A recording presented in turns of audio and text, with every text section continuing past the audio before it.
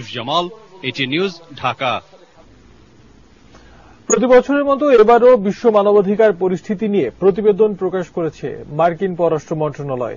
এই প্রতিবেদনে গত বছরে বাংলাদেশের মানবাধিকার পরিস্থিতি সম্পর্কে দেয়া বিবরণে বিচার বহির্ভূত হত্যা, নির্যাতন, নির্বিচারে গ্রেফতার, রাজনৈতিক বন্দী, বিচার বিভাগের স্বাধীনতায় বাধা সহ বিভিন্ন বিষয় তুলে ধরা হয়েছে।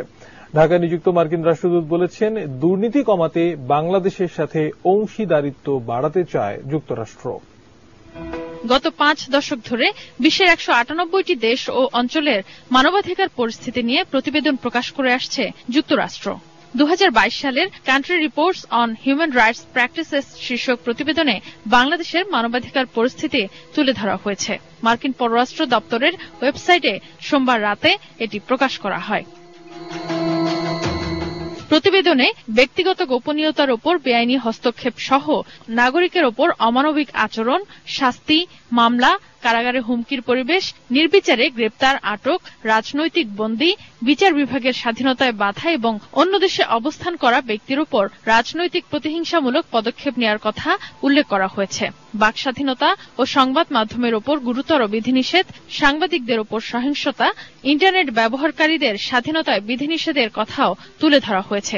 একই সাথে বলা হয়েছে, 2018 সালের জাতীয় নির্বাচন অবাধ ও সুষ্ঠু হয়নি বলে পর্যবেক্ষকরা প্রতিবেদন দিয়েছিলেন।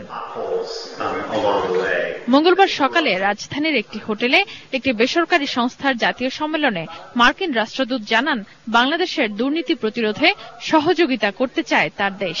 The United States is committed to working with Bangladesh to reduce corruption, eventually to eliminate corruption, and thereby enabling Bangladeshi citizens to enjoy lives of dignity and inviting more domestic business, international business, and foreign investment. আইনের শাসন প্রতিষ্ঠা করে কিভাবে দেশ দুর্নীতিমুক্ত করা যায় তা নিয়ে নীতি নির্ধারকদের কাজ করার পরামর্শ মার্কিন রাষ্ট্রদূতের। Of course, it's also imperative to recognize the role of a vibrant civil society and a free media. They are critical to exposing and investigating incidents of corruption. And finally, again, not just to admire the problem, but to think about what advantages fighting corruption can have in attracting foreign direct investment to Bangladesh. Sadia Afroz, 18 News, Dhaka.